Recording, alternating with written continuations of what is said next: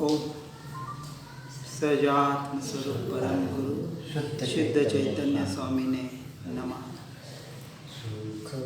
जे स्वरूप समझा विना पाम्यो दुख अनंत, समझा व्युते पद नमो श्री सद्गुरु भगवंत।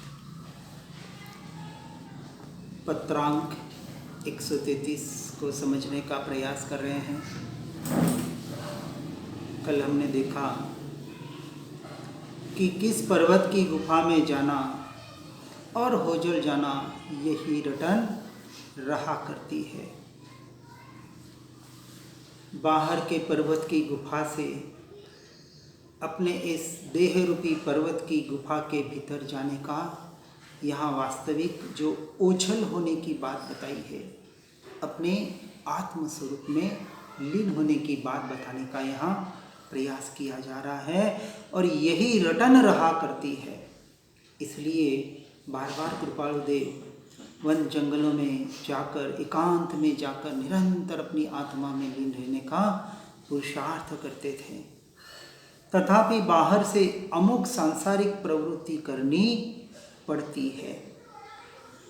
जहाँ भी कर्मों का उदय जोर कर रहा है, ये अनंतानुबंधी कर्म तो निकल गया, परंतु प्रत्याख्यानी या प्रत्याख्यानी संजुलन रूपी 3 कषाय चौकड़ी भी मौजूद है। और कर्म के उदय जो जोर कर रहे हैं, जो संसार से संपूर्णतः विरक्त होने के लिए काल लब्धि पकनी चाहिए, वह काल लब्धि अभी पकी नहीं है। इसलिए अमुक सांसारिक प्रवृत्ति करनी पड़ती है, मजबूरी है। इसलिए परमानंद को छोड़कर उसके लिए शोक तो नहीं है, तथापि जीव सहन करना नहीं चाहता। शोक भी नहीं है और ये जो परम में प्रवृत्ति हो रही है वह सहन भी नहीं हो पा रहा है। एक एक दशा हमको वहाँ समझने का प्रयास करना है और इसी दशा को हमें अपने जीवन में प्राप्त करना है। वो महापुरुष थे, उनकी दशा कुछ और थी, मेरी दशा कुछ और है, हम कहाँ वो कहाँ, ऐसे हम सिर्फ बोल के अपने आप को हीन दिन बना लेते हैं। है नहीं है हम दिन, ये हमारी सबसे बड़ी कमजोरी है। महापुरुष उनके मार्ग पर चलने के लिए सबसे बड़े हमारे आदर्श है। हमने मात्र उनको पूजनीय बनाकर उनको फोटो में और उनको मंदिरों में स्थापित कर दिया। फोटो और मंदिर इसलिए है कि रोज उनको देखकर वो जिस मार्ग पर चले, जैसा जैसे उन्होंने अपने जीवन में पुरुषार्थ किया, वैसा पुरुषार्थ करने की हमारे भाव जगे, प्रेरणा मिले। तो समझना कि हमने उस फोटो में कृपालु देवके के मूर्ति में परमात्मा के दर्शन किए, नहीं तो नहीं किए। बाहर और बाहर ही अनादिकाल का संस्कार यही पड़ा हुआ है। उनके चरण की शरण का मतलब ही उन्होंने जो जो बताया, उनका फोटो, उनका चित्रपट देखते ही उनकी आज्ञा याद आ गई। आज्ञा का पालन करना है और अनादि से यही काम जीव ने नहीं किया। पूजा पाठ भक्ति बाहर के तो प्रसंग बहुत बार इस भाव में भी कर ही रहे हैं। वापस समझना, कहीं भी निषेध नहीं किया जा रहा है, सिर्फ उस बात को सही तरीके से, जो उस बातों में, उन भक्ति में, उन शब्दों में, वाक्यों में, शास्त्रों में जो बताया गया, उसको सही तरीके से समझना है। सही तरीका मतलब व्यवहार और निश्चय के लक्ष्य से। निश्चय राखीश लक्ष्य मां, साधन कर वो सोए। साधन का निषेध नहीं है, परंतु साधन उसे कहा जो निश्चय का लक्ष्य कराए। तो स्वाध्याय, सत्संग, भक्ति, जो भी ध्यान, जो भी हम करते हैं, ये साधन हुआ, ये भी व्यवहार साधन हुआ। निश्चय साधन जैसे हमने सवेरे देखा था, अपनी पर्याय जो मलिन हो रही है, अब इस पर्याय को साधन बनाओ, ये निश्चय साधन हुआ। निरंतर उस उपयोग को, उस भावमन के द्वारा, इस विचार रटन भेद विज्ञान के द्वारा निरंतर इस बाहर जाते उपयोग को अपने भीतर लाने का पुरुषार्थ करना एकमात्र और इसका उपाय प्रज्ञा छेनी यानी भेद ज्ञान के अलावा और तो कोई बताया नहीं जाता है मोक्ष मार्ग में। इसलिए शोक नहीं है क्योंकि कर्म का उदय है, प्रारब्ध है, क्योंकि 9 प्रकार की जो 9 कषाय बताई, भय शोक जुगुप्सा नहीं, हास्य रति अरति, हास्य रति अरति, भय शोक जुगुप्सा, श्रीवेद पुरुषवेद और नपुंसकवेद, उसमें शोक यह भी एक 9 कषाय है।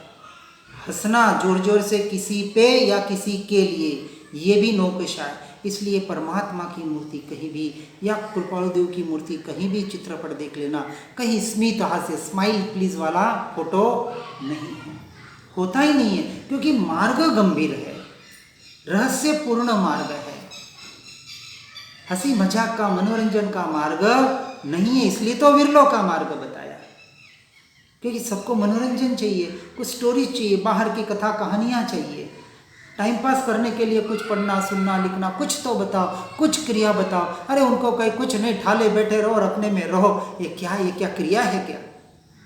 कुछ नहीं करना ये कोई धर्म होता है क्या? सुनते ही झटका लगता है। कोई मंत्र दो, यंत्र दो, तंत्र दो, ध्यान की पद्धति बताओ, कोई मुद्रा बताओ, कुछ तो बताओ तो सही। हाँ, कुछ न करने के लिए, वहां तक पहुंचने के लिए कुछ करना पड़ेगा, लेकिन क्या करना पड़ेगा? कौन सी क्रिया? अपने आत्मा की क्रिया। अब मैं मेरी क्रिया करूं, अनादिकाल से इस मन योग वचन योग इस पुद्गल के परिणमन को अपना परिणमन माना, वहां से तो हटना है, पुरुषार्थ तो उसी का तो करना है, और फिर ही उसी में अटके रहेंगे, उसी में धर्म की बुद्धि स्थापित करेंगे, तो फिर उस सत्य तक कब कैसे पहुंच पाएंगे? इसलिए पुरुषार्थ निरंतर मन के द्वारा, भाव मन के द्वारा भेद ज्ञान पूर्वक अपनी पर्याय को निरंतर भीतर लाने का पुरुषार्थ, यही एक क्रिया, अंतिम क्रिया, सच्ची क्रिया, परमार्थ क्रिया, निरंतर भेद ज्ञान भेद विज्ञान विचार पूर्वक, बल पूर्वक, जागृति पूर्वक। और इसको श्रीमद जी ने वचनामृत गुजराती का, हिंदी का पता नहीं, अब याद करना पड़ेगा पेज नंबर, गुजराती में 712 पे, मोक्ष एटले शू, यही बात बताई है कि ये जो ज्ञान से जानपना हो रहा है, जो आत्मा का मेरा स्वभाव है, ये जानपना निरंतर हो रहा है, उस जानपने को अपने भीतर लाने का निरंतर रटन करना पड़ेगा, प्रयास करना पड़ेगा, पुरुषार्थ करना। इसी का नाम भेद ज्ञान। यही सच्चा पुरुषार्थ, करो सत्य अनंत पुरुषार्थ इसमें घटित हो जाता है। कोई अनंत पुरुषार्थ है, कोई अनंत बोझा या कुछ ऐसा अनंत कोई बड़ी मोटी मोटी बड़ी बड़ी क्रियाएं नहीं करनी है। ये पर्याय बाहर जा रही है, उसे अपने भीतर लेके आ गए, यहाँ अनंत पुरुषार्थ घटित हो गया। हूँ तो दोष अनंत नु। अरे क्या अनंत दोष? जब कृपाल देव ने ये वाक्य बोला होगा, लिखा होगा, तो क्या उनको पता नहीं था कि मैं शुद्ध स्वभावी आत्मा हूँ, एक अंश मात्र भी दोष आज दिन तक मुझे छुआ तक नहीं? तो क्यों बताया हूं तो दोष अनंत नो? अनंत दोष एक दोष में आते हैं, और उस दोष का नाम है मिथ्यात्व, अज्ञान दशा। और अनंत दोषों को निकालना हो तो सिंपल सा प्रोसेस, सम्यक दर्शन को प्राप्त कर लो। समकित की प्राप्ति होते ही अनंत गुणों की प्राप्ति होती है। अपने आप को जब हम आत्मा मानते हैं, अनंत गुणात्मक, अनंत अभेद अखंड, ऐसा यही मैं, जब मैं में आते हैं तो अपने गुणमय अक्षय खजाने के हम मालिक बन जाते जो हैं, तो अनंत दोष निकल गए। एक समय में अनंत दोष निकलते हैं और एक समय में सम्यक दर्शन प्रकट होता है। दोनों एक साथ क्रिया होती है, कोई अलग अलग नहीं। जहां सम्यक दर्शन की पर्याय प्रकट हुई, उसी क्षण वो एक जो व्यय होती है वो मिथ्यात्व की पर्याय व्यय हो गई, अनंत दोष व्यय हो गए। यहाँ अनंत गुण प्रकटे और यहाँ अनंत दोष। अब वो जीव क्या बोलेगा? हूं तो गुण अनंत नु, आहा। अब वो नहीं रटन करेगा हूं तो दोष अनंत नु। जिंदगी भर हम यही रटन कर रहे हैं। ये कब तक कहा? कि जब तक पर्याय मलिन हो रही है, जब तक पर्याय दृष्टि है, तब तक तू अनंत दोषों का स्वामी बन रहा है। और यह अज्ञान दशा, मिथ्यात्व, एक ही दोष। सिंपल सा विचार करें, और अपने आप को जिंदगी भर हीन दिन मान के बैठ जाते और चरणों में बैठे रहते हैं, फिर पुरुषार्थ कब होगा? कहीं तो पुरुषार्थ कब तो करना पड़ेगा, इस भाव में नहीं तो अगले भाव में, नहीं तो भले अनंत भाव के बाद कार्य क्रिया तो यही करनी पड़ेगी। तो क्यों ना आज से करे, क्यों ना अभी से करे, क्यों अपने को हीन दिन माने? ठीक है, पर्याय में मलिनता है, उसका भी स्वीकार करना है, नकारा नहीं है। पर्याय की अपनी अवस्था है, उसका अपना अस्तित्व है, क्योंकि अभी भाव मलिन हो रहे हैं, कर्मों के उदय आ रहे हैं, परंतु मान्यता में तो पक्का दृढ़ निर्णय हो जाते हैं, प्रतीति में तो रहे ये परद्रव्य, ये परभाव मेरा स्वरूप नहीं है, मेरा स्वभाव नहीं है। बस ये जागृति रखना है, पल पल जागृति रखने का पुरुषार्थ करना है। इस एक पुरुषार्थ में अनंत पुरुषार्थ आ गया। इसलिए तो ज्ञानियों को क्या होता है कि उसमें कोई शोक भी नहीं रहता और सहज ही सहन करना हो जाता है। वो करना नहीं चाहता फिर भी हो जाता है, सारी प्रक्रिया फिर सहज हो गई। सहजात्म स्वरूप परम गुरु इसी को तो कहा। हमारी आत्मा का जो सहज स्वरूप है वही तो परम गुरु है। अब कौन से परम गुरु को ढूंढने जाए? गुरु भी मैं, शिष्य भी मैं, सब कुछ मुझ में ही पड़ा हुआ है, यह परमार्थ का कथन है। व्यवहार से जो है वो व्यवहार विनय वहां उस अपेक्षा से करना है, लेकिन व्यवहार में अटकने जैसा अंश मात्र भी नहीं है, ये ध्यान रखते हुए व्यवहार करना है। अटकना तो एक ही जगह है, वास्तविक अटकना भी नहीं है, अपने में तो आना है। और आना भी व्यवहार दिया, एक एक शब्द अब क्या कैसे कहें, कहीं शिक्षा नहीं पढ़ते श्री भगवान जो, अपने में तो हूं ही मैं, स्वीकार करना है। क्योंकि एक समय के लिए भी मैं आज दिन तक पर रूप हुआ नहीं, हो सकता नहीं, ऐसा मेरा स्वभाव। इस स्वभाव को स्वीकार कर लिया। प्राप्त की प्राप्ति करनी है, जो भी जिन शब्दों से तो नहीं कहा जा सकता, उसके लिए शोक तो नहीं है, तथापि जीव सहन करना नहीं चाहता और परमानंद को छोड़कर इसे चाहे भी क्यों। जो परम आनंद मुझे भीतर ही मिल रहा है, अपने से अपने में ही मिल रहा है, अब मैं बाहर की ओर दृष्टि क्यों करूं? जब यह दृढ़ निर्णय हो जाता है, मैं सुख स्वरूप आत्मा हूं, ऐसा नहीं, मैं ही सुख हूं, मैं ही आनंद हूं, मैं ही ज्ञान हूं। अनंत ज्ञान, अनंत दर्शन, अनंत सुख, अनंत वीर्य, अनंत अनंत अनंत अनंत अनंत अनंत गुणों का मैं स्वामी हूं। ऐसा अक्षय खजाना, अपनी महिमा आ जाए, इससे बड़ी महिमा और क्या चाहिए? वो महिमा भीतर से आनी चाहिए। आहा, वो आहा, यही तो आनंद है। और लोगों को आनंद चाहिए बाहर के भोगों का, ऐसा कोई आनंद, ये भीतर जो आनंद, ये अब कैसे बताए, कैसे धारा उछलती है भीतर। आहा, वो आहा, ये आहा कर लिया ना अपने स्वभाव के लक्ष्य से, तो समझना आनंद। पर उस आनंद के काल में भी ज्ञानी पुरुषों की दृष्टि उस आनंद पर नहीं होती है। अब वापस समझना भीतर का मार्ग। यदि आनंद आनंद आनंद में ही दृष्टि करेंगे तो अपने से वापस दूर हो जाएंगे, क्योंकि आनंद भी एक क्षणिक पर्याय है। मैं तो परिपूर्ण तत्व, उस आनंद को जानने के काल भी, उस शांत स्वरूप को जानने के काल भी, ज्ञान स्वभावी भगवान आत्मा, अखंड अभेद, एक त्रिकाली ध्रुव तत्व, वही मैं, वो मैं में स्थिर होना है, उस आनंद में स्थिर नहीं होना है। नहीं, हमें तो बहुत अच्छा आनंद आ गया। अरे आनंद काल में तू अपने में था या उस आनंद में था, ये ध्यान रखना है। बहुत सूक्ष्म मार्ग है, समझना पड़ेगा। इसलिए कहा कि परमानंद को छोड़कर ये पर द्रव्यों पर भावों को कौन चाहेगा, अर्थात मूर्ख ही चाहेगा। जो अंतर्दृष्टि नहीं करना चाहता है उससे बड़ा कोई मूर्ख नहीं है।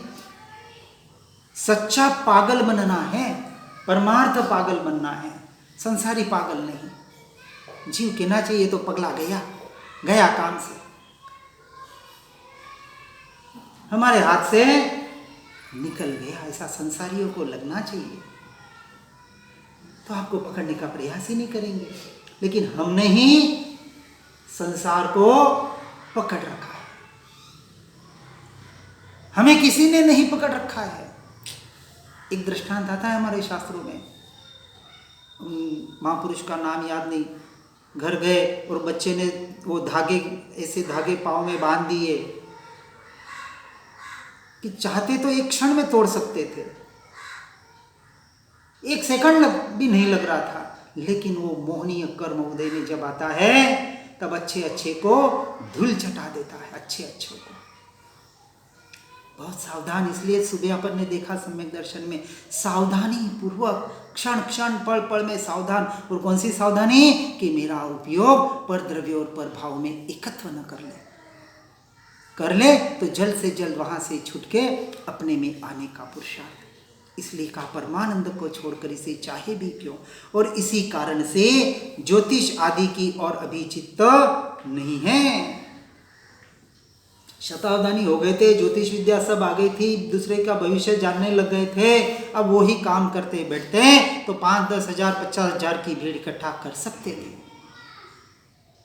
लेकिन उन्हें भीड़ नहीं चाहिए थी, क्योंकि उन्होंने समझ लिया ये अज्ञानियों का मार्ग भीड़ का मार्ग और ज्ञानियों का मार्ग एकांत और अकेले का मार्ग, सबसे निवृत्ति, अंत में शरीर से भी निवृत्ति। छूटे देहाध्यास तो नहीं करता तू का, देहाध्यास भी छूट जाए। कृपाणु तो कहते हैं उनके पत्रों में कि हमें देह चाहिए, हमें विचार करना पड़े, और हमको मैं आत्मा हूं ये बार बार विचार करना पड़ रहा है। इतनी विचार की धारा निरंतर आत्मा आत्मा आत्मामय हो जाए, क्यों नहीं हम उनकी दशा पा सकते? चलो इस भू में नहीं, पुरुषार्थ तो कर ही सकते हैं ना, अपने आप प्रकट होगा, हो सकता है उनसे अच्छी भी दशा प्राप्त कर सकते हैं, क्यों नहीं? क्योंकि आज के इस पंचम काल में भी 7वें गुण स्थान तक की दशा बताइए, तो छठे की भी बताइए, भावलिंगी मुनि की दशा भी आ सकती है यदि जीव पुरुषार्थ करे तो।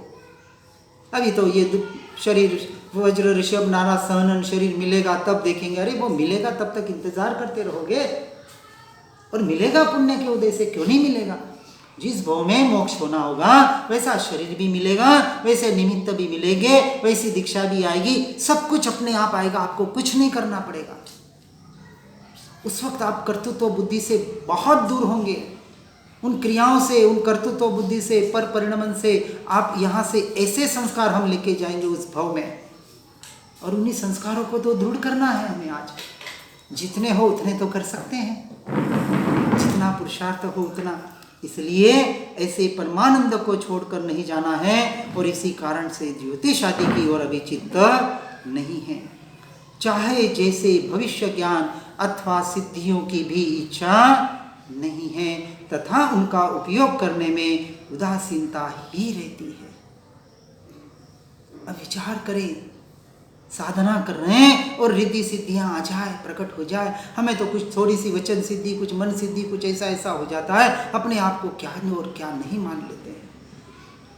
कुछ अंतर में कुछ ऐसी अनुभूतियां हो जाए, हा अरे क्या हुआ। जब तक केवल ज्ञान न हो तब तक अपने को अज्ञानी मानते हुए पुरुषार्थ करते रहना है। ये भी पर्याय का लक्ष्य, आत्मरमणता, जो आपको सम्यक दर्शन भी दिला देगा, केवल ज्ञान भी दिला देगा और मोक्ष भी, क्योंकि सारी एक समय की पर्याय मात्र है। पर व्यवहार की अपेक्षा से कहते हैं कि मांगना ही है, चाहिए तो मोक्ष ही मांगना, मोक्ष की ही चाहना करना है तो आया है, कोई जरूरत नहीं है वास्तविक करने की। हम तो कहते हैं चाहिए और करना ही है, तो अनंत काल के लिए मैं अपने स्वरूप में, अपने स्वभाव में कैसे लीन बनूं, इसका पुरुषार्थ कर, बस यहाँ कर। भले जबरदस्ती करना पड़े, क्रियात्मक करना पड़े, विकल्पात्मक करना पड़े, बुद्धि के लेवल से करना पड़े, अभ्यास तो कर। यहाँ कर्तृत्व बुद्धिपूर्वक उपदेश दिया जाता है, और जीव पता है कि वहां से भी छूटना है, क्योंकि जब निश्चय को जानता है मैं तो अकर्ता अक्रिय स्वभावी हूँ, अशरीरी हूँ, अरूपी हूँ, यहाँ निश्चय में, प्रतीति में, वहाँ मान्यता में टंकोत किरण हो चुका है। तो ये सम्यक दर्शन का मार्ग ऐसा, इसलिए वहाँ जहाँ रिद्धि सिद्धियों की भी अंश मात्र भी इच्छा अब ना रही और उनके उपयोग में तो साव उदासीन भाव रहा करता है। भीतर से पता है ये मैं कर सकता हूं, लेकिन औदासीन्य वृत्ति।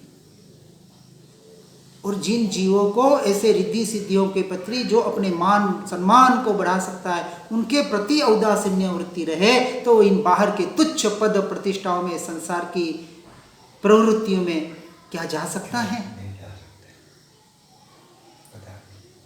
इसलिए कहा अध्यात्मनि जननी ते उदासीनता, सुख की सहेली अकेली उदासीनता, औदासीन्य वृत्ति, ये लक्षण बताया। उपशम अने वैराग्य बार बार कृपालु देव कहते हैं, लक्षण बाहर से वैराग्य नहीं आ रहा है और सिर्फ आत्मा आत्मा आत्मा की ही बातें कुछ सुन रहे हैं, तो अभी तक आपने सत्य स्वरूप को पहचाना नहीं। इसलिए बाहर का व्यवहार बताया जाता है। सदाचारमय जीवन और ऐसे स्वाध्याय सत्संग के द्वारा बाहर की वैराग्य वृत्ति को बढ़ाते बढ़ाते इन पर द्रव्यों और पर भावों से छूटकर अपने स्वरूप रमणता करना, ये व्यवहार निश्चय का समन्वय। और अंत में तो सम्यक एकांत, अंत में, उसके पहले नहीं। फिर निश्चय के सिवा उस जीव को जो संसार से पूरा छूट गया, एक बिल्कुल एकांत और अकेले में जाके अपनी साधना कर रहा है, उसके लिए तो सम्यक एकांत, वो गुणस्थानक आता है। 5वें के अंत में गुणस्थानक में 11वीं प्रतिमा में शुल्लक एलक बनता है और फिर 12वीं प्रतिमा में वो भावलिंगी मुनि दशा को प्राप्त करता है। नग्न भाव मुंड भाव सह स्नानता अदंत धोवन आदि परम प्रसिद्ध चे। ये व्यवहार नहीं की अपेक्षा से, व्यवहार की अपेक्षा से बताया। कोई कह देते हैं यहाँ नग्न भाव बताया, अरे फिर अदंत धोवन और ये सब सारे भाव है क्या? वो बाहर से नग्नता लानी नहीं पड़ती है, क्योंकि आत्मा तो दिगंबरी है, न स्त्रीलिंग है, न पुल्लिंग है, न नपुंसकलिंग है। अलिंग ग्रहण के 20 बोल बताए जाते हैं। दिगंबर शास्त्रों में उनका बहुत अच्छी तरह से उल्लेख और विस्तार किया गया है। उस 20 बोल कहीं से समझने को मिले तो जरूर समझना। आत्मा का ही स्वरूप बताया है, जिसका कोई लिंग नहीं है, फिर भी अपेक्षा से कुछ कथन के लिए उसे पुरुषाकार पुरुष रूप कहा गया है, अपेक्षा से कि कुछ तो वचनों में तो बोलना पड़ेगा ना। इसलिए खास करके माता और बहनों को यह ध्यान रखना है, जब भेद ज्ञान का अभ्यास करते हैं, मैं जान रही हूं ऐसा नहीं बोलना है। जब शरीर की अपेक्षा से बोले तो स्त्री की अपेक्षा से, पुरुष की अपेक्षा से, आपका जो लिंग है उस अपेक्षा से भले बोले, लेकिन आत्मा के लक्ष्य से तो आत्मा तो पुरुष अपेक्षा से ही शास्त्रों में उसका कथन, क्योंकि वचन कुछ तो चाहिए। बाकी तो अलिंग ग्रहण, कोई लिंग आत्मा का है ही नहीं, क्योंकि अरूपी है, अशरीरी है। इसलिए ऐसे उदासीनता को अपने जीवन में प्रकट करने का पुरुषार्थ करना, ये इस स्वाध्याय सत्संग का बल हमें प्रदान करता है। ये दशा जो कृपालु देव की आई थी, उस दशा तक हमें भी पहुंचना है। उस दशा तक नहीं, केवल ज्ञान की दशा तक पहुंचना है। वापस लक्ष्य कृपालु देव का नहीं रखना है। जो अपूर्व अवसर बताया, 14 गुण स्थानक की अपेक्षा से बताया कि ऐसा अपूर्व अवसर, वो मोक्ष दशा रूपी ये व्यवहार में, ये पर्याय में जो परिणमन होने वाला है, ऐसा अपूर्व अवसर होने चाहिए था। लेकिन आज हमारे लिए ऐसा अपूर्व अवसर आ गया है। कौन सा अपूर्व अवसर? सम्यक दर्शन की दृष्टि से पहले उस स्थानक तक तो पहुंचे, लक्ष्य नहीं, लेकिन ऐसे ज्ञानी पुरुषों के कथन वचन हमको सुनने को, समझने को मिल रहे हैं, महापुरुषों के। और ये सुनकर समझकर एक सम्यक दर्शन की हम प्राप्ति इस भव में न कर सके तो आ भव वन भव छे नहीं। ये पहले भीतर बिठाना पड़ेगा। इस भव में सब कुछ मिला है और क्या चाहिए? कोई बता दे यहाँ बैठे हुए कम से कम, या सुनने वाले, कि अब कौन सी कमी रह गई है। मुझे नहीं लगता कोई कमी रहेगी ऐसे महापुरुष मिलने के बाद। और यदि वो समझता है कि ऐसे महापुरुषों के बाद भी हमारे में कुछ कमी है और लग रहा है, तो उसको निकालने का पूरा पुरुषार्थ करे। भले विद्वान पंडितों के पास, जहां से जिससे भी समझना है, जिस प्रकार से समझना है, समझना तो पड़ेगा। क्यों हम कल का इंतजार करें? माते मरण ભમી રહ્યો છે. संसारमा पांव रखता पाप छे ने जोता जहर छे. ये ज्ञानी की आज्ञा है. अब इस आज्ञा का हम पालन कर रहे हैं या उल्लंघन कर रहे हैं, विचार करना. और फिर कहते ज्ञानी की शरण चाहिए. शरण का मतलब ही आज्ञा का पालन. उसे चरण की शरण कहा. चरण यानी चारित्र, चारित्र का शरण. हमने सिर्फ बाहर बाहर बाहर पूजा पाठ भक्ति और इसी में अपना जीवन व्यतीत कर लेते हैं. ठीक है, जो हो गया जाग्या त्याथी सवेर. जागो तब सुबह हो गई, अब तो जागो. ज्ञानी पुरुष पुकार पुकार के कह रहे हैं. मोह माया के नींद से जागने की बात है. जो मोह माया की नींद में है वो जागते हुए भी सोया हुआ है, और जो ज्ञानी पुरुष हो गया है या होने की ओर बढ़ रहा है वो सोते हुए भी जागा हुआ है. खा रहा है फिर भी नहीं खा रहा है, कार्य सारी क्रियाएं कर रहा है फिर भी नहीं कर रहा है. ऐसी अद्भुत दशा का नाम सम्यक दर्शन, सम्यक दृष्टि जीव है. वो जीव नियम से पांचवें और छठे गुण स्थान के स्वरूप को जानता है और उसके झंकना रहती है कि मैं भी जल्द से जल्द इस गुण स्थानक में आगे बढ़कर, गुण स्थानक यानी आत्मरमणता, ये गुण स्थानक. नहीं तो बाहर के गुण स्थानक कोई सीढ़ियां नहीं है. वो आत्मरमणता की दशा, उस दशा में उस कालावधि को हमें निरंतर स्थिरता को भीतर में बढ़ाने का पुरुषार्थ करना है. इसलिए जो उदासीनता रहती है उसमें भी अभी तो अधिक ही रहती है. ये उदासीनता रहती है वो भी कैसे रहती है? अधिक अधिक रहा करती है. कब छूटूं कब छूटूं. इसलिए इस ज्ञान के संबंध में चित्त की स्वस्थता से विचार करके पूछे हुए प्रश्नों के विषय में लिखूंगा अथवा समागम में बताऊंगा. इस ज्ञान के संबंध में चित्त की स्वस्थता से विचार करके, क्योंकि हो सकता है चित्त अभी उतना स्वस्थ नहीं है. चित्त स्व में अस्त हो जाए तब वो स्वस्थ होता है, और जब पर में होता है तो अस्वस्थ होता है. ये स्वस्थ और अस्वस्थ की परिभाषा परमार्थ की. जो जीव बाहर से पूरा शारीरिक रोग से बिल्कुल एक भी रोग नहीं है, ऐसा जो स्वस्थ जीव है लेकिन आत्मा की पहचान नहीं है, वो भी पूर्णतः अस्वस्थ है. और जो बाहर से चाहे कितने भी रोग हो लेकिन जो अपने में अस्त है वो सच्चा स्वस्थ है. ऐसे चित्त की स्वस्थता से, क्योंकि ज्ञान के संबंध में बताया. और ज्ञान कहाँ है? कौन से ज्ञान के संबंध में? ये बाहर के क्षेपशम ज्ञान की बात नहीं बता रहे. जो बाहर के क्षेपशम की ज्ञान बताए, उसकी महिमा बताए, वो ज्ञानी कैसे कहलाए? ज्ञानी का मतलब जिन्होंने ज्ञान की महिमा आ चुकी है, जो निरंतर अपने ज्ञान स्वभाव का अनुभव कर रहे हैं.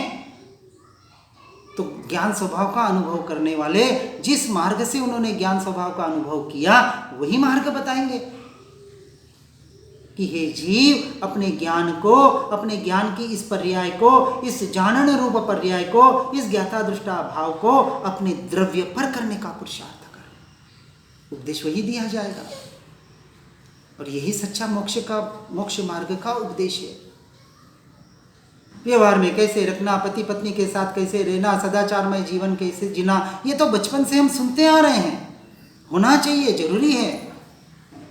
व्यभिचारी जीवन जीने की कहीं भी उपदेश, पर ये सारे व्यवहार के परिणमन अनादिकाल से कर रहे हैं हम. उसमें अटकने जैसा नहीं है, छोड़ने की बात नहीं हो रही है. व्यवहार को अटकना नहीं है. इसलिए खास एक एक शब्दों को समझना है. ज्ञान के संबंध में चित्त की स्वस्थता से विचार करके फिर पूछे हुए प्रश्न के बारे में लिखूंगा या फिर समागम में बताऊंगा. अभी इतना चित्त स्वस्थ नहीं, जो भी उनकी दशा होगी उस वक्त लिखने के वक्त. जो प्राणी ऐसे प्रश्नों के उत्तर पाकर आनंद मानते हैं वे मोहाधीन हैं. प्रश्नों के उत्तर में आनंद नहीं मानना है, प्रश्नों के उत्तर पाकर उसके अनुरूप अपने जीवन को परिवर्तित करने में जो आनंद मानते हैं वो मोहाधीन नहीं है। और सिर्फ सुन लिया, पढ़ लिया, हाँ समाधान तो हो गया, इसके बाद क्या? और चाहिए, और चाहिए, और अरे कितना जानोगे, कब तक जानोगे, किसको जानोगे? ज्ञान का तो भंडार है, खजाना। अभी तो आज 1 पूर्व भी नहीं होगा, अब 14 पूर्व होगा, तो क्या 14 पूर्व को जानने बैठ जाओगे? जाने, आपके पास समय है तो ना नहीं कहा है, लेकिन अभी जो प्रयोजनभूत है उसे पहले जान लो। अब स्वर्ग में क्या, नर्क में क्या, कितने क्या हुए, कितने किसमें क्या हुए, वहाँ क्या, वहाँ कहाँ हमको जानने की जरूरत है? पहले जानने वाले को जान लो। प्रायोरिटी हम देते हैं संसार में कि अभी ये काम पहले करना है, वो बाद में करना है। तो इस तरह से जो सिर्फ बाहर के प्रश्नों के उत्तर पाकर आनंद मानते हैं, वे मोहाधीन हैं और वे परमार्थ के पात्र होने दुर्लभ है, ऐसी मान्यता है। इसलिए वैसे प्रसंग में आना भी नहीं भाता, परंतु परमार्थ हेतु से प्रवृत्ति करनी पड़ेगी तो किसी प्रसंग में करूंगा। अभी इच्छा नहीं है, अभी तो हमें भीतर डुबकी लगाने की इच्छा। ये बाहर भी लिखना नहीं, पढ़ना नहीं, बोलना भी नहीं सुहाता। इसलिए फिर आत्मसिद्धि शास्त्र में कृपालुदेव को कहना पड़ता है, धरी मौनता एम कही सहज समाधि माय। वो दशा अब किसको कहे, क्या कहे, कितना कहे, क्यों कहे, के कहने वालों के गले बैठने लग गए।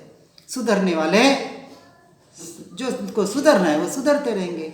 अभी 8-10 दिन पहले हमारी बात हो रही, हमने भी यही कहा, अब ये बोलना बंद करना पड़ेगा। बहुत बहुत बोलने लग गया, ये नहीं बोलना है ज़्यादा, अपना काम कर लेना है।